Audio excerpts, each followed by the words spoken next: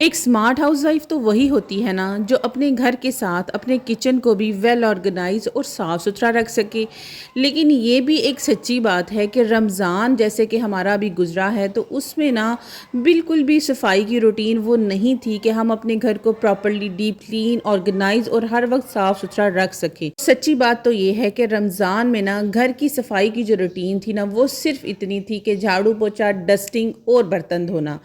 इसके अलावा कोई डीप क्लीनिंग्स की तो हिम्मत ही नहीं पड़ती थी, क्योंकि रमज़ान में ऑलरेडी एक हेक्टिक रूटीन होती थी, रफ्तारियाँ, सहरियाँ, उसके बाद फिर दिल होता था कि बहुत सारी इबादत भी की जाए।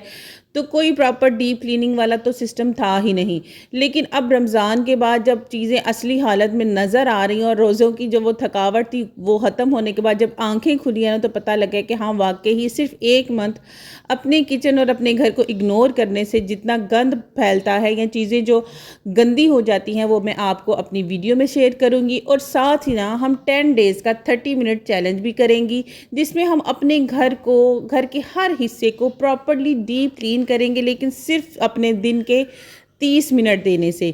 वो कैसे करेंगे आज की वीडियो में मैं आपके साथ शेयर करूंगी। और वीडियो को स्टार्ट करते हैं। अस्सलाम वालेकुम, क्या हाल चाल है और कैसे हैं सब? उम्मीद करती हूँ सब खैरियत से होंगे। अल्हम्दुलिल्लाह मैं भी ठीक ठाक हूँ। सबसे पहले मेरी फ्रिज देख लें। पूरा रमज़ान का मंथ मैंने इसको बिल्कुल भी साफ़ नहीं किया। तो आपके सामने मेरी जो अनकट अनफिल्टर्ड फ्रिज है ना, मैं आपको वो दिखा रही हूँ। उसमें कोई झूठ नहीं है, सच्ची सारी चीज़ें आपको नज़र आ रही हैं।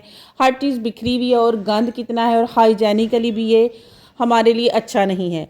अब चलती हूँ मैं आपको अपने किचन में लेकर। किचन में क्योंकि रमज़ान में फ्राइड आइटम्स इतनी ज़्यादा बनती थी और हर एक चीज़ पर ना चिकनाई की ना एक सेपरेट सी लेयर जम चुकी है। और उस लेयर को हमने कैसे उतारना है, हम सब ये सारे काम कैसे करेंगी, रोज़ 30 मिनट कैसे निकालेंगी, ये आपने परेशान नहीं होना, आपके साथ अभी ही शेयर करूंगी।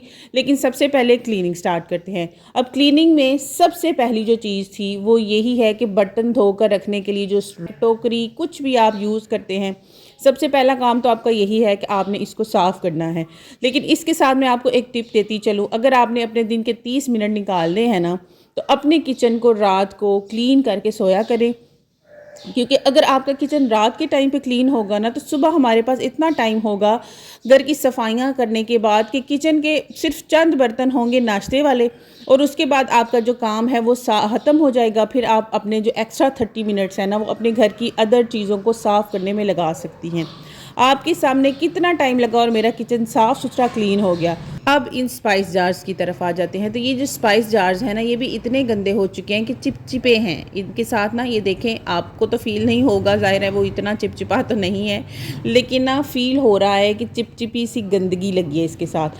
अब मैं आपको ना इसके ऊपर जो डस्ट और गंद जमा है, मैंने बड़े फिल्टर्स और बड़ा इसको फोकस करके भी दिखाने की कोशिश की लेकिन नहीं हुआ। लेकिन ये देखें, वाइट के ऊपर से मैं आपको उतार के दिखाती हूँ कितनी गंदगी है इन जार्स के ऊपर लगी हुई है। और ये ना अंदर से तो साफ़ ही होते हैं, जस्ट बाहर से ही गंदे होते हैं। तो बाहर से गंदे हैं तो फिर इसको ना इनके कैप्स को आपने अच्छे तरीके से टाइट करके बंद कर लेना है। वही लेमन मैक्स वाला कपड़ा लें, कोई उसके ऊपर चीज़ें कुछ भी नहीं लगानी, ठीक है ना।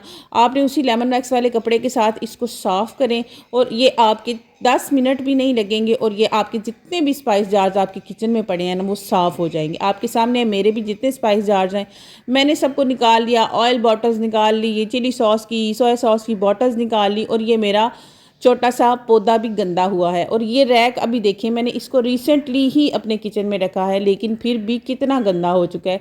तो इसको भी साफ़ करेंगे क्योंकि हम किचन की डीप क्लीनिंग कर रहे हैं। तो डीप क्लीनिंग में तो फिर हर चीज़ की ही क्लीनिंग आ जाती है।